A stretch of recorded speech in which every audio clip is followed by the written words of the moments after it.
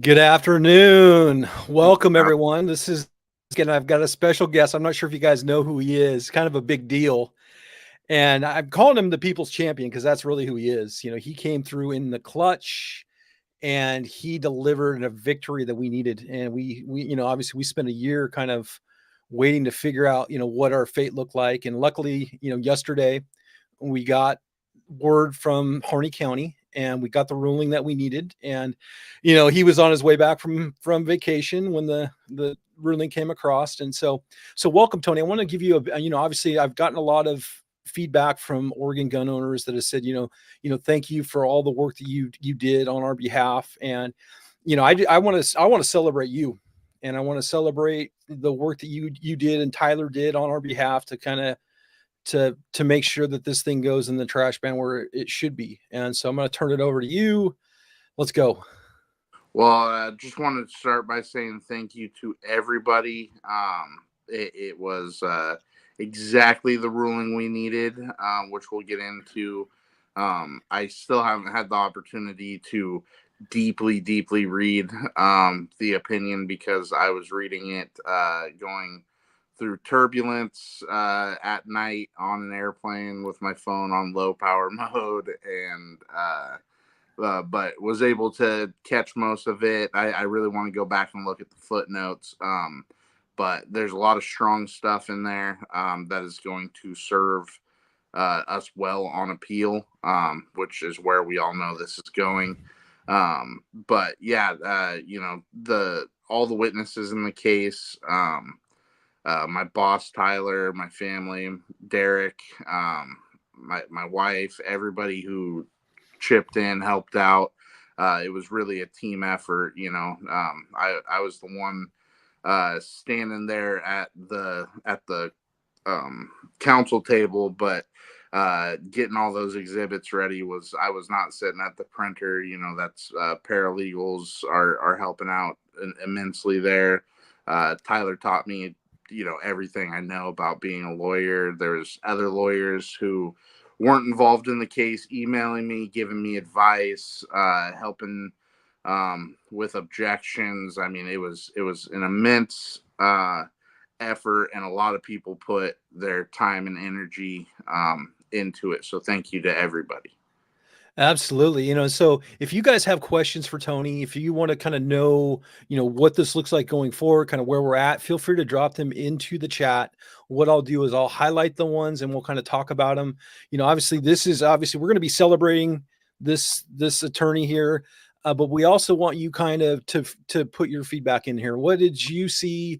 How did you feel about the whole situation? This is all about us, right? We have to celebrate this together, because I feel that there was a huge effort from Oregon gun owners that went, all hands on deck, and luckily we were able to prevail. And so we have to understand, this is not the end for us in this saga, and this is going to continue, but it's where we go from here. And so if you guys have questions, go ahead and put them in here. I'm going to look for the questions, and then what I'll do is I'll go ahead and highlight them, and then we'll talk about them. But ultimately, let's talk about the last year, the year and a half that this has been going on for you. What was some of the highlights, and some of the the disappointments, I guess, in this situation for you? Yeah, I mean, I gotta say, highlight was trial. I watched your video, most of your video yesterday, and I think all of your video yesterday with who were you speaking with? I know it, I can see it in my mind. Who did you do a video with last night? Oh, I did that with the PDX Arsenal. That was Brian Mumford. Brian Mumford. Yeah. Yeah. Yeah. So, you guys in one of those videos, you said something about the other side's counsel kind of dumping stuff on me, and that's the name of the game. It's what happens, which most certainly did happen, and the judge was none too fond of it. But I will say, Harry Wilson is an experienced, excellent trial attorney. Same with Brian Marshall. Hannah Hoffman was excellent as well. They were kind of the three main attorneys during most of that case, and I can't think of anybody who was on the other side who didn't walk up to me at some point during the trial and pay a compliment, acknowledge what I was up against. I believe one of them said, "I think it's insane that you're doing this on your own." Um, one of them complimented an objection that I made and said, "Yeah, you are probably right on that objection. You did it really well. We fought about this at the trial, at the federal trial as well, and good job getting that objection." And so, yeah, they dump stuff on me. That they're not in control of how many attorneys are there, and so that was a highlight to get told by experienced good attorneys that I was doing a good job. And then probably the second only to that was getting that preliminary injunction. When that opinion came through, the outpouring, I think we've kind of built momentum. So I think all hope was lost kind of before the preliminary injunction. A lot of people didn't even know about our lawsuit, um, because it happened in such quick succession. And so the outpouring of support from FFLs, from other attorneys, from county commissioners, sheriffs, it was. I think it was such an outpouring because it was coming from such a place of shock. Oh man, we lost this in the federal court earlier this afternoon, and then this other lawsuit that was filed. We filed the lawsuit on a Friday. I was in Judge Rashio's courtroom on a Monday, and the federal court opinion came out on Tuesday, denying the TRO, and I think it came out like 2 hours before I got the TRO. And so that kind of just shock was amazing for me to experience as an attorney. Wow. And so it looks like I got so the questions starting to come in. I got a guy, Jeff, on, he's on YouTube. And so I'll kind of show his comment. And so when the state appeals, is Tony going to continue to be our lawyer? And so I'm hoping that that's the case. Yeah, I expect so. At the end of the day, right now, the client always decides who the lawyer is. To an extent. I do have my first Court of Appeals oral argument on December 5th in a different matter. And so obviously Tyler has a ton more experience than I do. I mean, he has more trial experience than I do. He has more Court of Appeals and Supreme Court experience than I do. But what I can say is, as long as our firm's on this case, which I expect it is, I will at a minimum be involved with the brief writing, which is where most of the appeals takes place. I don't know how much people know about appeals, but basically what it comes down to is each side gets 30 minutes, and that's it. And so the case is really won or lost in the brief writing. The rest of it is just answering questions on the fly.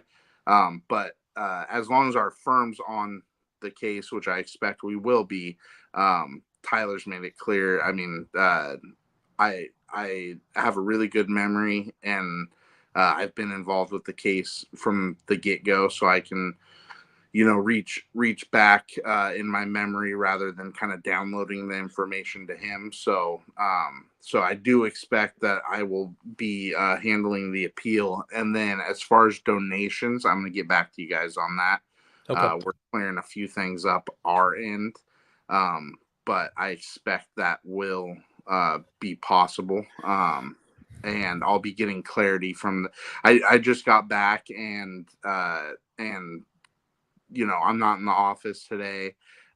Tyler's leaving for Thanksgiving, so everything's just kind of crazy right now. But I should have definite answers on that in a couple days. I would say next week. So yeah, that's good to know. And obviously it comes down to we as Oregon Gunners, we believe in you. We believe in the fight that you brought to the state of Oregon, especially being outmatched the way you are, especially with the experience level of those attorneys. You know, Harry Wilson, very skilled. There's a few of them that are very skilled. There's one I didn't really care for, and I won't mention his name, but the other ones, they weren't on our side, but being in the courtroom, I really enjoyed, the way they presented the case, even though it was not, the way I would have done it, or it was going against us. But I enjoyed just seeing, and learning, because I was learning alongside you, because obviously you have more experience because you're the attorney, but I was learning that way I could relay the information to my gun Yeah. owners here. And so it was fun to watch. And so there's a question about 2005 here. I don't know if I'm going to cover that right now, just because But I want to. You want to touch on that? well, before we get to 2005, I just you said outmatch, and I love that because uh, I forget if it was you or the other gentleman, but one of you had brought up, just glory to God on this thing. That's a big thing I believe in. My firm believes in. And it was funny because the week, I think it was the Sunday, not the, it was not the Sunday I left for trial, but the Sunday before that. One of the gentlemen at my church who was leading worship that day went into the story of Gideon, and I really felt like found some parallels here. For those who don't know, story of Gideon, he's going to liberate the Israelites, and God tells him he's got too many soldiers, and to send away those that are afraid. So he sends away those who are afraid, and then he says, "Well, you still have too many, and if you have plenty of soldiers, people might mistake this for your victory." And so why don't you go have them drink from the stream and send away those who drink directly from the stream rather than cupping it in their hands. Um, and then he's left with kind of this ragtag group of 300 men, and they win.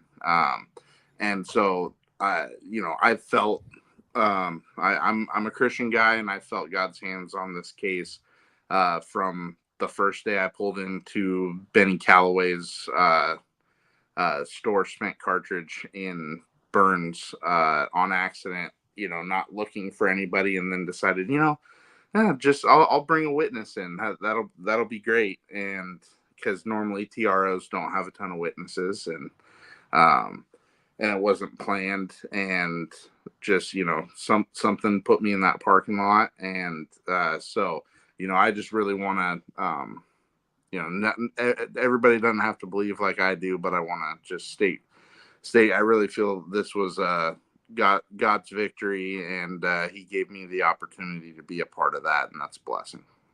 Absolutely. We have an amen from Cody Bowen. Cody Bowen, Amen, he Sheriff. was he's the sheriff that, did the work on the stand and helped us in both the federal case and also in the state case. And he's also cited in the ruling. So there was great Sheriff testimony Jenkins there. too.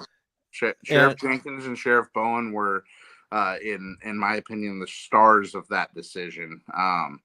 The judge really, and you know what, credit where it's due. Superintendent Casey Cotting. I don't know what his personal beliefs are. I know he holds an office. I know that he's not the initial superintendent we filed a lawsuit against. I know we know who he takes his marching orders from to an extent. He serves. I believe he serves at the pleasure of the governor. Um, I could be wrong on that, but I know he's appointed by the governor, and so um, I'm pretty sure it's the governor. I could be wrong on that, but I know that he's not elected. And it's an appointed position, and so he didn't say anything differently than you, Sheriff Jenkins, Sheriff Bowen. I mean, he didn't. He said the same thing. 17+1 in the chamber. My officers take the firearms home with them. They use them for self defense, and so yeah, law enforcement, but especially Sheriff Bowen, Sheriff Jenkins. absolutely. And we had a good question here, and where to go? Excuse me one second. So if it gets appealed, can the court put 114 into play during the appeals process? Highly unlikely. Okay. Uh, Technically speaking, the state could file a motion to stay enforcement of the judge's ruling. Um, Generally, when those are granted, it is to protect the subject matter of the appeal. Um, so, if imagine this, Derek, you've got a tree in your yard. I sue you to chop it down for some reason, and I win, and so I get to have the tree chopped down. Um, and you want to appeal it, you can file a motion to stay the judgment saying I can chop down the tree because once I chop down the tree, I can't unchop it down. So that's generally what they're granted for. If this was a COVID like situation where, they were professing some emergent novel health reason why the law needs to go into effect, notwithstanding the ruling, maybe. I don't think they'll file any such motion, and if they did, I do not think it would be granted. Even the idea of the goal of Measure 114 was to stop mass shootings, and mass shootings are not like a disease or anything like that. Where, but for this law, they're just gonna go on. Like you said last night, Measure 114 wasn't going to save a single life. It was going to turn law-abiding citizens into criminals. That's all. Well, it's more of an inconvenience, really. And so another question, obviously, is so we're going to have two separate appeals, right? There's going to be one in the state court. There's also going to be one in the federal court. And so the state appeal stays here in the state of Oregon and it can go no further. Is that how this works? Correct.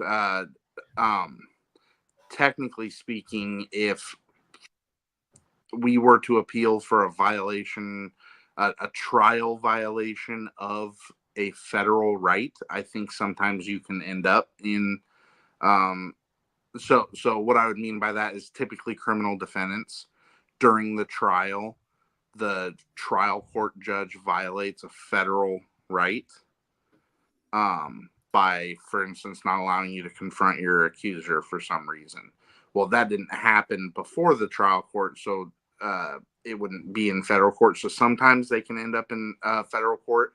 I do not think that's at play here. We'd be talking fractional, very small fractional percentages. The clear path forward is the state will likely appeal. It'll go to the Oregon Court of Appeals. They will enter a ruling that will most likely be appealed to the Oregon Supreme Court. And my expectation is that the Oregon Supreme Court will take that case. They haven't had very many Article 1, Section 27 case rulings. There's not a wealth of case law there, and most of them come out of criminal law. And so their odds are they're going to take this. I think it's so important that they will, especially if we win in the Court of Appeals. I think it's, guaranteed they take it on and want to give us their 2 cents. Oh, and absolutely, and that's what I'm already seeing. I'm seeing from the attorney general. I saw something from Tina Kotek this morning. And I was kind of offended by the way they treated the judge because I feel that the judge was a fair judge. I think that he was a reasonable man. He understood his oath of office and ultimately his oath to his constituents. And so I feel that, the way they kind of, I mean, I knew that's what they do. I mean, that's what they do is they attack because they didn't get the ruling. They were going to be upset. I think the difference between them and us is if we would have lost, we would have accepted our fate. We would have planned for the next process. We wouldn't have been vocal about it. We wouldn't have chastised anybody. And that's the difference between us and them, and so they like the emotion, the fear, so they can drive up their followers. And it's sad. And so I feel that he got a bad deal on that. And so, my next question is here is, the OSP and the FBI. And you think the lack involvement with the FBI from the beginning is part of why he ruled the way he did? Yeah, so there's a couple things here with that. So first of all, that's one of the footnotes I really want to go back and read in detail. But in one of the footnotes, he talks about this grace period deal they have worked out. It isn't binding. It requires the sheriffs to agree to do that. So the way it's written is the sheriffs could outsource this permit agent role. So they could hire a company. I don't know why it would be economical to do so, but you It's know, equitable. It's equitable. well, That's no, the difference. economical. I mean, why it would make financial sense to hire an outside company to be the permit agent. I guess the point I was trying to make is Lift Every Voice got a lot of pushback because of equity. And Uh, so that's why they modified their position. Instead of having the permit agent be law enforcement, then they added this third party. So oh, okay. it was part of the equity Yeah, standpoint. but ultimately, it comes down to a permit agent would have to desire to outsource that role. Hmm. So maybe Multnomah County decides, yeah, we're gonna uh, hire some, a the company to do this for us because we don't want law enforcement involved. What my expectation was is that it more so be, gee, can all the Eastern Oregon counties who don't have the manpower to do this get together and hire one company to do it? That might Mhm. make economic sense. Um, so it'd basically be it would come down to the sheriffs, the permit agents wanting to hire an outside company. Well, they would have to agree not to under this deal that's been struck between the FBI and OSP. OSP doesn't have the power here. The permit agents do. Um, but so I don't think it has an effect, but procedurally it will have an effect here because I'm a little ticked off. Um, they tried to change. So I did what are called requests for admissions. Requests for admissions establish a fact as true. It removes my obligation at trial, our obligation at trial as plaintiffs to prove this point. So normally that happens with stuff like, is this your handwriting? I don't have to then hire, if they say, admit this is my handwriting, I don't have to go hire a handwriting expert to compare signatures or anything like that. So us as plaintiffs, we did requests for admissions and they admitted certain facts as true. And then so they removed my obligation to prove this fact true come trial. And then after trial, and they stipulated to the fact in written stipulations we filed with the court. Then after trial, they decide, oh, we've now struck a deal with the FBI and we want to change it. And so not only was that procedurally odd, but the court had closed the record on October 6th. And they wanted to file something on November 11th, I believe it was. So nearly a month after the court closed the record, they tried to shoehorn this in there, and that has been. I don't know if the government's just used to playing in Multnomah County or Marion County where they get away with everything, but that was an extremely odd thing to do, to file something after the court closed the record. Um, so I didn't, we didn't bother filing a motion to strike or anything like that because the record was closed. So we'll see what happens with that. But I've never seen someone try to amend admissions after trial, because the point of admissions is to establish facts for trial. So to change it afterwards, I looked at Tyler and I said, all right, so are we going to go back to Harney County and have another trial where now I have to prove that they can't do this? We'll have a little mini trial on that. It was such an odd thing for them to do. And I'm glad the court didn't really address the procedural weirdness of it, but he basically said it doesn't matter. Um, Good.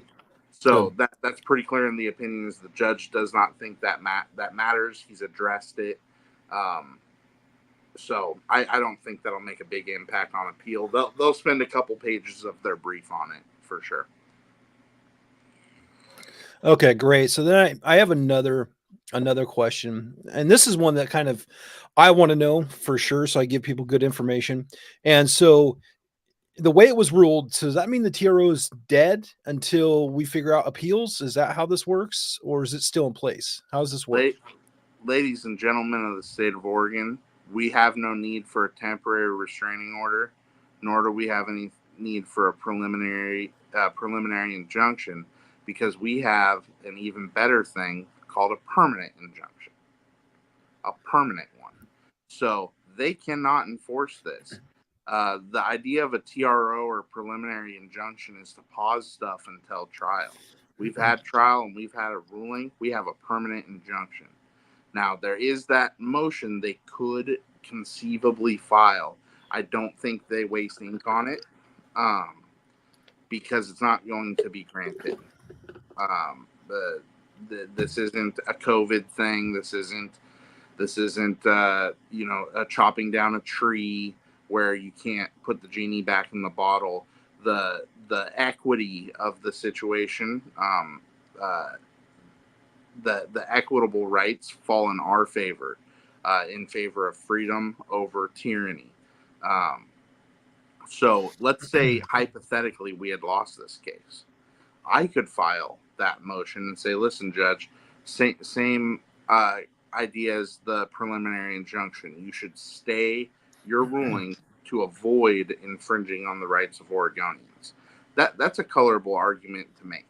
But they are not going to be able to make the argument that we should err on the side of infringing on rights, even though the trial court says we're wrong. We should infringe on rights because the threat to the public is so grave that if we don't infringe on the rights, a hundred people a day are going to die.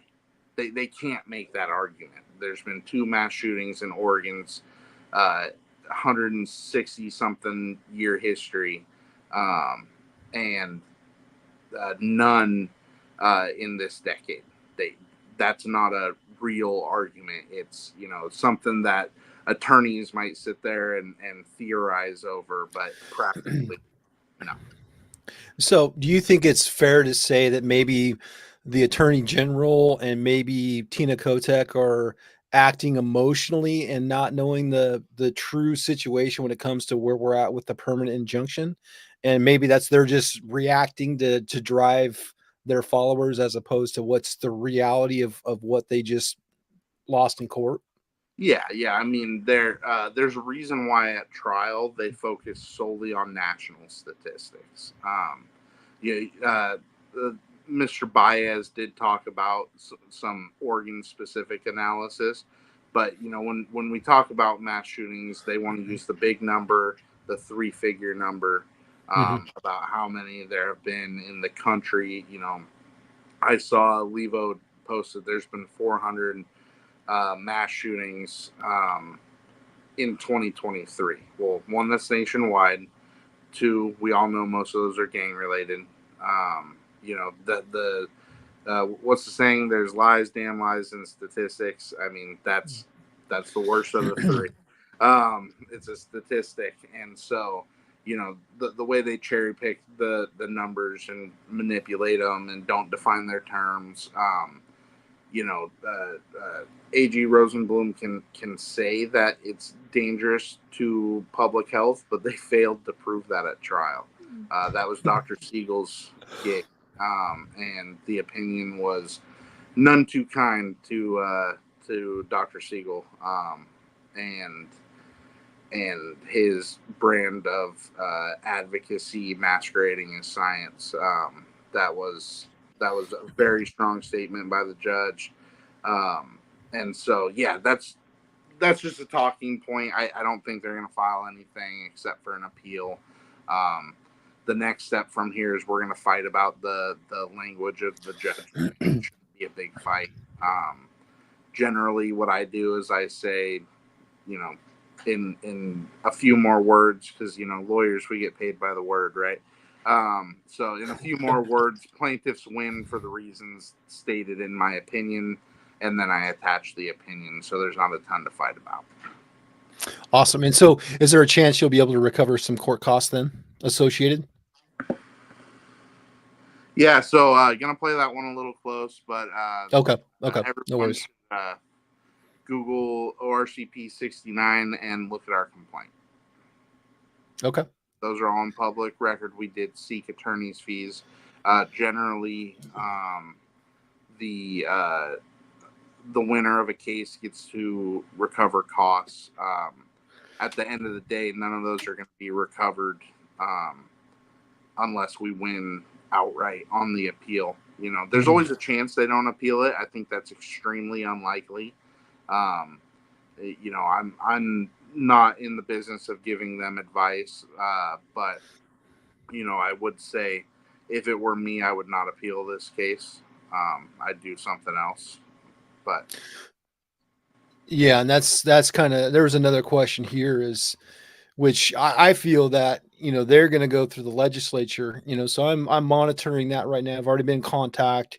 I haven't seen anything set in stone, but obviously we just got the ruling yesterday, so there's nothing that's going to be out of the question here. One thing we have to realize is the Attorney General, as Ellen Rosenblum, she is not seeking reelection. So there's going to be two candidates that are going to be running for a new Attorney General. There's a guy named, I forget his name. I'll get the information. I'll get it to you guys. There's a Democrat and there's a Republican that are going to be running for Attorney General. This is a position that we should all support and try to make sure that we get a good person in that seat, because we saw what partisan politics plays us here, and all it does is spend money in the state of Oregon. It doesn't necessarily win court cases like what we just saw here. So yeah, this fight's far from over. They're going to change their tactics. That's what they do. And so we just have to stay up to date, make sure we're part of this process, and we have our voices be heard every step of the way.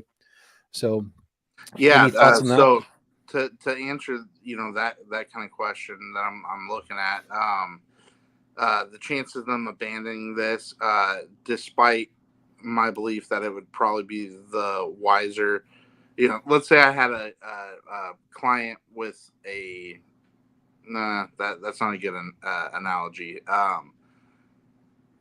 I if they have maintained during this case that the law doesn't say what it says, and that the court should kind of rewrite it or rethink it or interpret it in a different way, it would be wiser to do what this commenter suggests: abandon this case, try again, fix some of what is wrong with Measure 114 from their view.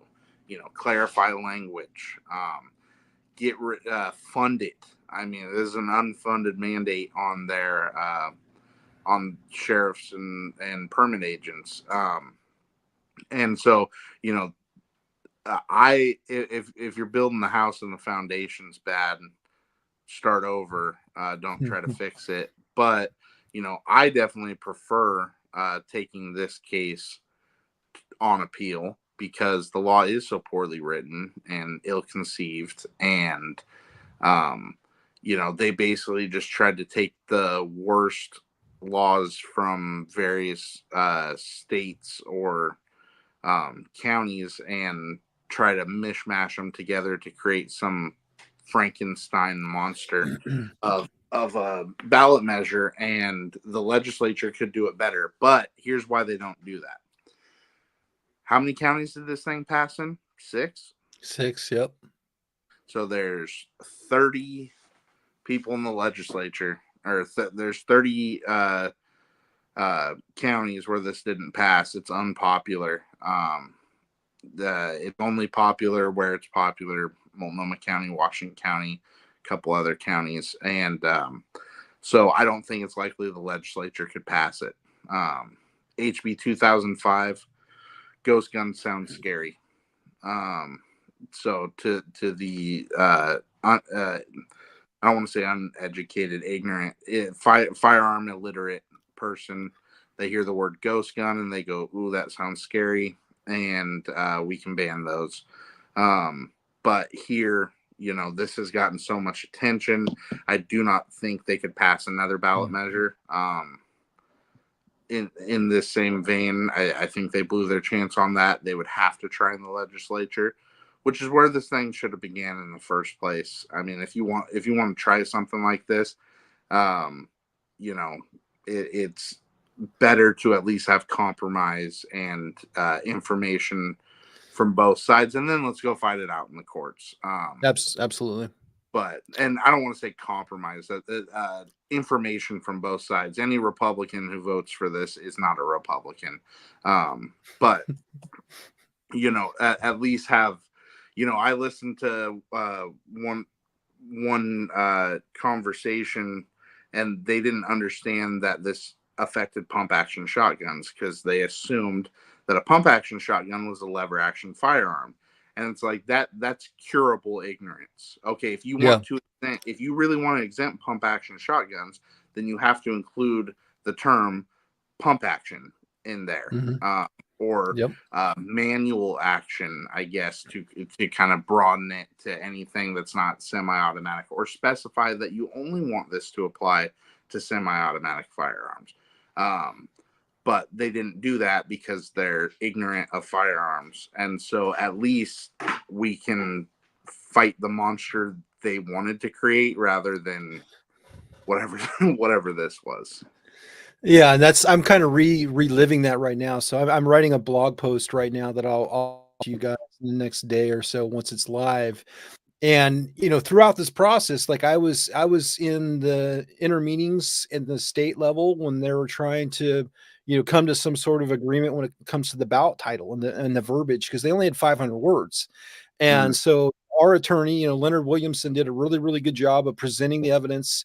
This is still in the infancy of this bill, and this is before it came. It was actually measure 114, but this is kind of how they put it into the ballot. And so, they were very ignorant when it came to the verbiage, and to be honest with you, they have a bias and they did not want to learn. And so that's where I remember vividly about, lift every voice, not knowing the difference between the pump action and the lever action. And so it was that, lack of understanding which led to a bad bill that was misleading and put us in a position where we are today. And I think one of the most dangerous terms that was in the ballot language was an FFL may issue a background check. Okay, that is totally false, totally misleading, because in the state of Oregon, every gun that's sold is required to go through a background check, even if it's a private purchase.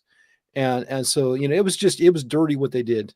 And yeah. so I hope we can figure out a way to hold them accountable for this so they don't do this in the future. Yeah, it's tough, I will say, because it's a double-edged sword.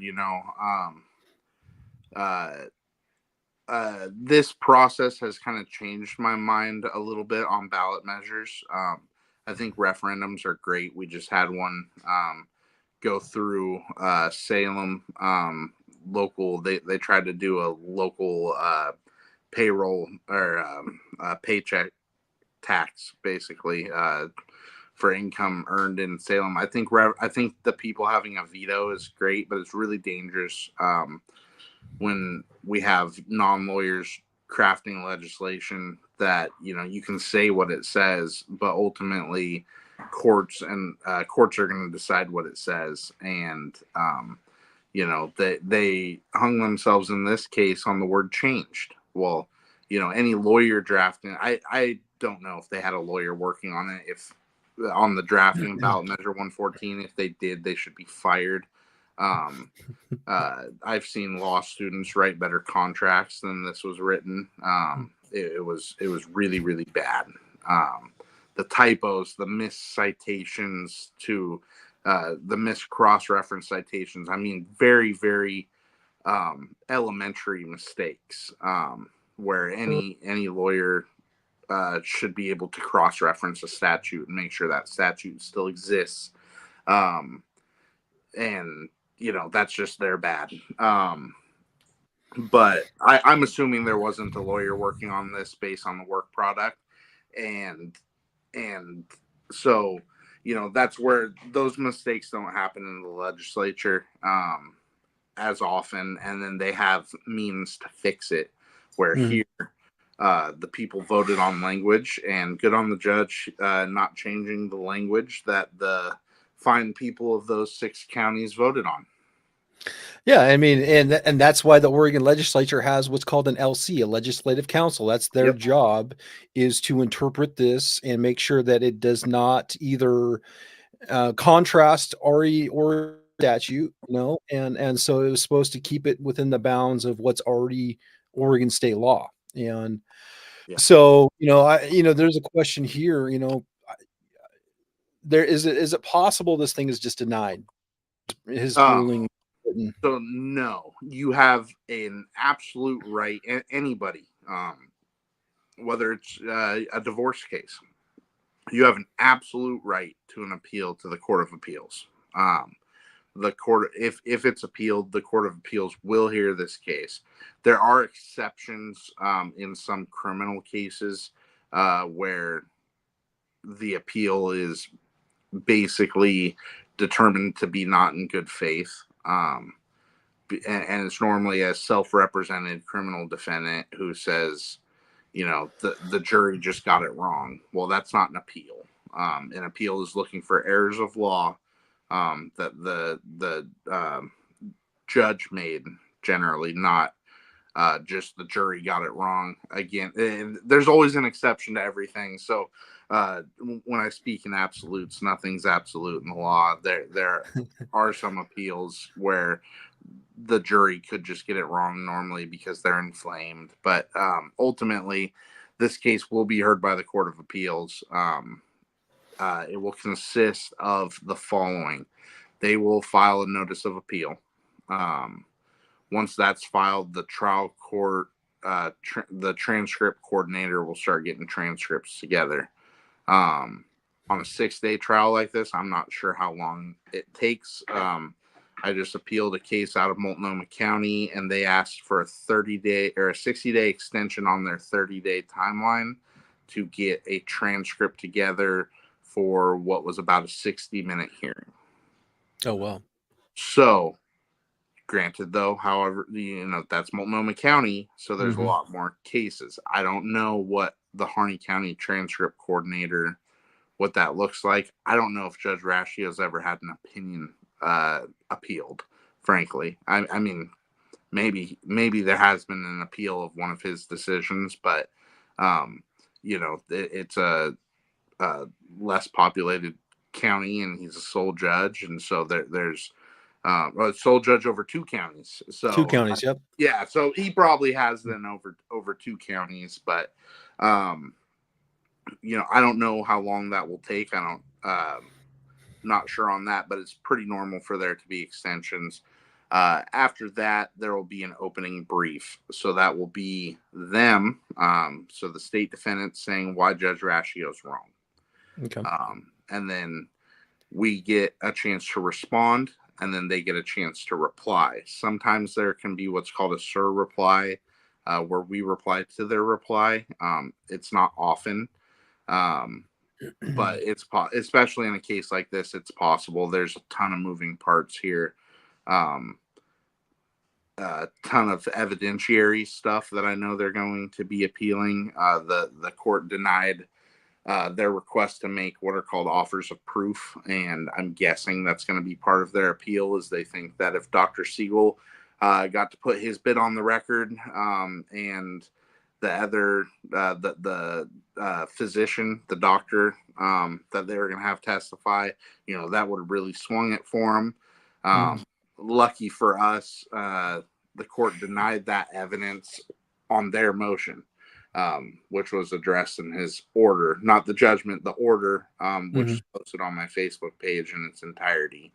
Um, where he said, "Listen, this was your motion. You asked me to decide this on facial grounds, and that's what I'm doing. You don't get to bring in a physician, and, or someone whose family member was a victim of a mass shooting. That's not a facial challenge, and um, so I'm guessing there's going to be fights about that.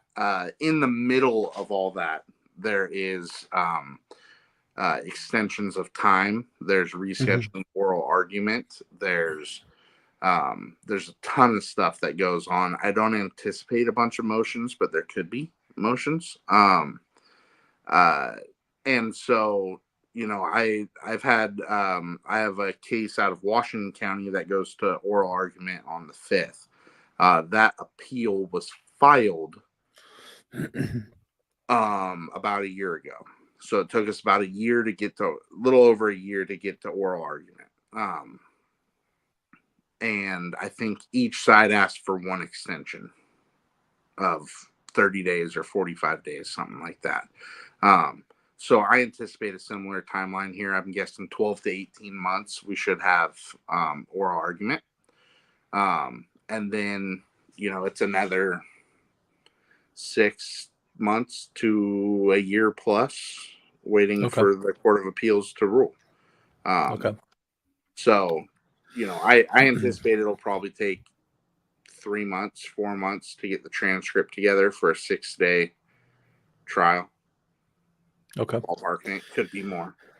Well, I mean, that's good news. I mean, we're coming up on, 45 minutes. I don't want to take, too much of your time more, but is there anything that you would like us to know, and how can we help support you and your firm and going forward and with what we're doing?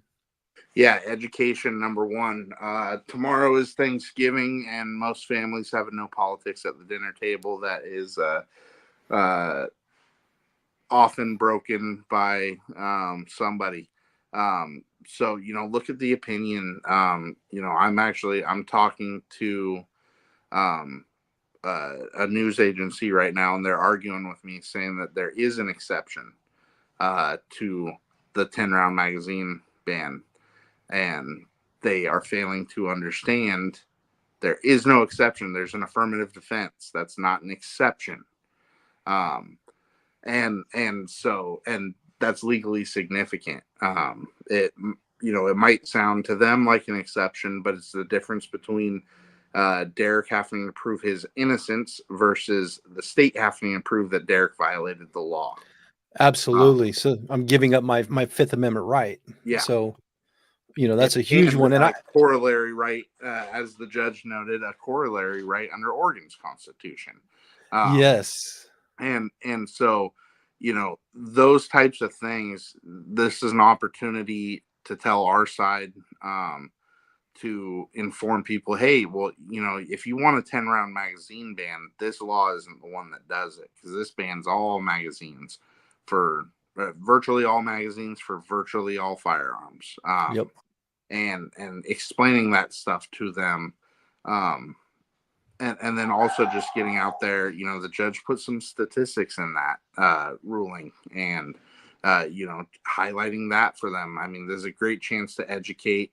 The best thing you can do for this movement, me and every, a ton of people tell me thank you, and you're welcome, and I receive that, but go vote. I would rather not hear a single thank you and just see the 120,000 plus Republicans who did not vote in 2022 turn around and vote in 2024. Uh, that would make me happy. I I love this state. I've lived here my entire life, save a couple years in college, and a couple years when my dad was in the army. And I love the state. I want to live here, and we can fix it. But we're so dejected that we won't even fill out a ballot that is mailed to us and stick it in the mail. yeah. And that breaks my heart for the state.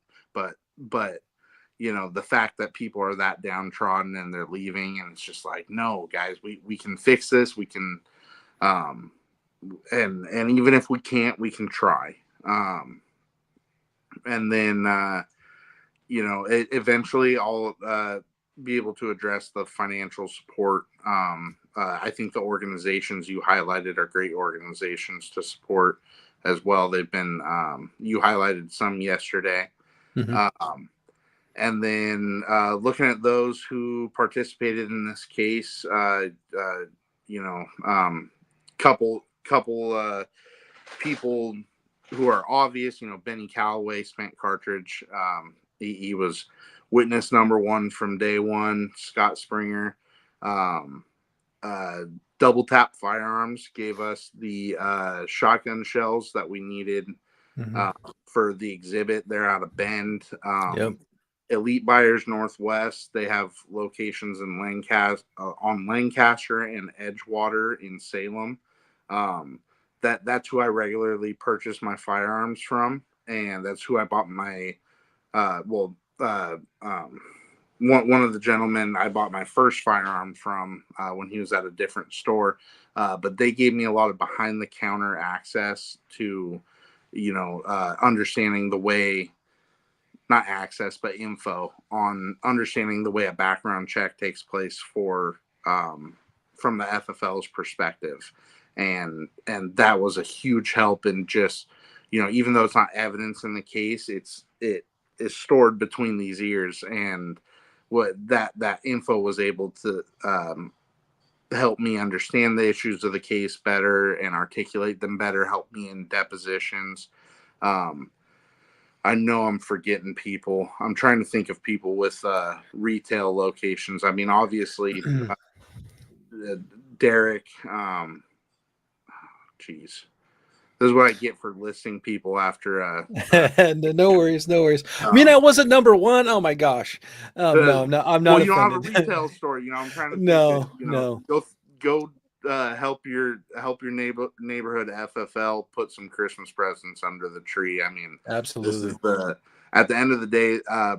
Measure 114 provides an affirmative defense for magazines purchased before the effective date, and the effective date on this thing ain't gonna be for a while. Um, uh, at worst, at worst, we lose in the Oregon Supreme Court. It's not going to, the effective date is going to be years from now. We might be talking 5 years. So we've got the opportunity to stock up and all that. And then I also wanted to address, a lot of people have kind of had some down thoughts about the Court of Appeals and the Oregon Supreme Court. And I understand those. I've said from day one that uh, the Court of Appeals and the Oregon Supreme Court are stacked against us. Most certainly, I think that's easy to address. But what I can promise everybody is that for them to rule against us, they are going to have to change their precedent. Um, that's the type of case we built. They're going to have to really, really work to rule against us, and that's the best we can do. We can't control what a judge decides, but we created a record, a really strong record that was acknowledged by the court. He made findings of fact. The court made findings of fact that are unlikely to be disturbed on appeal because they are grounded in evidence. He found Dr. Siegel not credible, which is enormous because the trial court makes credibility determinations. He made some other credibility determinations in there about our witnesses that were great. I don't remember exactly who it was, but I'm pretty sure he called one of our witnesses credible. Um, Scott Springer, I believe. yeah, I think it was Scott Springer. Yeah, it was Scott Springer talking about how to modify. Ugolitis. Yeah, yeah. Yep. So all that is huge. So we've built a great record. Hmm. The law's on our side. I believe the facts are on our side, especially the facts that came out in trial. So I can't promise everybody that they won't rule against us, but I can promise that they're going to have to really do some gymnastics to do so. And I'm optimistic. I've stayed optimistic this entire time. This is my first trial. The odds were stacked against us going into trial, even though we had a reasonable judge in front of us. You know, we've had our the odds are always going to be against us, except for in the U.S. Supreme Court. So embrace it, get used to it. I think we have the opportunity to thrive, notwithstanding that. And um, so don't get down just because at the end of the day, this case will probably be decided by some Brown and Kotek appointees. I think it'll make victory sweeter if we make them side with us. So uh, Yeah, I've been positive the whole time. It doesn't do me any good to get down in my head, and obviously, it's always the fear unknown because we don't know. We've never been in this position before, and so I think one of the important takeaways from me that I can give to you guys is to make sure this should have been a wake up call. This is a wake up call to vote, right? We have to show up and vote. We lost by less than 1% when it comes to passage of Measure 114, and that's 22,000 vote ish, 22 to 25,000 votes, so your voice does matter.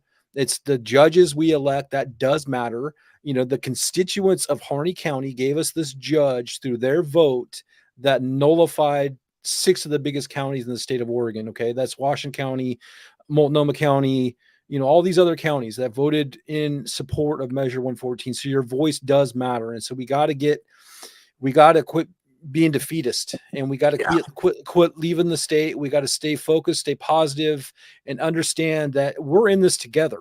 And so we're going to win together, or we're going to lose separately, and that's what's going to happen. And I can't I can't stress that enough. And I really, really appreciate you. I appreciate getting to know you and your family, and I have a great relationship with your father and your mother, and you're friends for life. And I'm so thankful that you were our dog in this fight. And it, I can't say enough about what I noticed, and I don't want to get emotional because I'm proud of you. I'm proud of the growth that I saw, because I went over there 3 times. I went over there twice in December of 2022, which I'm writing about right now in my blog post.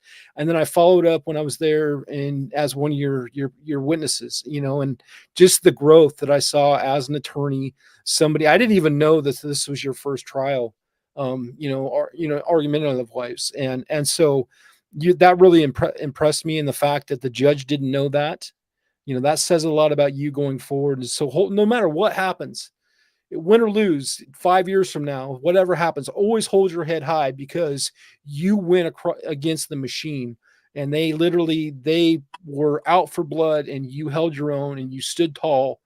And so we'll always remember that. We'll always celebrate that. So thank you. Thank you guys. Thank you, Derek. Very kind words there. Yeah, um, it was definitely a growth experience, and I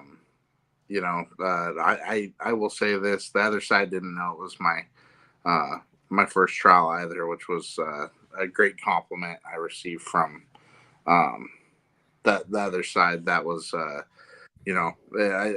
think a friend of mine said, "I hate to tell you this, kid, but you peaked early. You're not going to get another one like this anytime soon." And while I hope that's the case, because I hate gun laws like this, I don't. I'm hoping that if they're foolish enough to pass another um, terrible law like this, that I'll get a shake at it. Uh, you said a couple minutes ago, Leonard Williamson. He was one of the attorneys who was helping me a lot. Mm-hmm. He's a Uh, great man, great Great resource. guy. Yeah, Yeah. he's a great guy, great resource. He knows a ton about, obviously, trial. I called him, uh, called my boss and him about, all right, I know what type of objection I'm trying to make. Help me here. Um, and so, yeah, the sport has been overwhelming. It's good. I'm taking today, just celebrating and responding to media requests. I think it's important we get our point of view out there, that we talk about it. Um, maybe not at Thanksgiving unless Auntie so and so brings it up first. Which I encourage you to respond in kind. But people's minds are capable of being changed. Um, that it's basically this country's 33% Republican, 33% Democrat, and 33% whichever way the wind's blowing. And today the wind's blowing our way, and we have the opportunity to change minds. I think I'm going to get the numbers wrong, Derek, but the video I sent you yesterday said that Kotek won by 62,000, and I think it was 126,000 Oregon Republicans didn't vote. Yeah, we could have had a different governor who killed this case. absolutely. You Yeah, know, and we're that's I think that's going to be our biggest focus as a group because we're weaponized now, and I mean that in a positive way. yeah, Is now I've already started talking to our senators or representatives because they can trust us because we are people of action, and so we're going to be able to influence elections going forward, and we're going to use this group as a way to do that. We're gonna stop this stuff that's continuing to infringe upon our rights. We're gonna elect good candidates. We're gonna save our state. We're gonna take the power back because we're in control of our destiny, not those people up there that collect these paychecks in Salem. And so that's where we gotta understand. We gotta quit worrying about the past. Like, we gotta focus on the future. We gotta focus on the horizon, and we can do this together. yeah. It's generational too. You know, teach kids about firearms. Go have them take a firearm safety course from Mr. LeBlanc over here. I mean, And Earth. Harry Wilson too. Remember that? That was Yeah, hilarious. yeah, he could take one for sure. Yeah, I mean, frankly, I think everybody who was involved on the other side learned something because I even watched them learn and not make certain mistakes. And they have a job to do, but I wouldn't be surprised if they learned a thing or two. That might have changed their minds a little bit. I know there's some funny behind the scenes moments I won't get into, but where silly questions were asked in depots, or people got some surprising answers in depots, and I'm like, yeah, that was a good answer. Maybe let's remember that. I can tell you for sure the uh, Portland attorneys who took part in this case got to learn how the other half lives over in Eastern Oregon. The reality they face on Yeah, law enforcement response times and the types of predators that were out there. I live in the Willamette Valley, and I know wolves are a problem from Montana. I didn't know they were a problem in Oregon. Um, that and I certainly do now. I yeah, spend a lot of time. Love you, Sheriff Bowen, but I don't spend a lot of time in Union County, and didn't know it was such a problem. So, hopefully, getting that kind of rural education, learning the struggles that rural Oregonians deal with that folks in Portland don't. yeah, Might have changed a harder mind or two, maybe not. We won't know how they vote, obviously, but who knows? Just education, learning from the past, and looking forward and not being defeatist. I think those are some good keys to take away.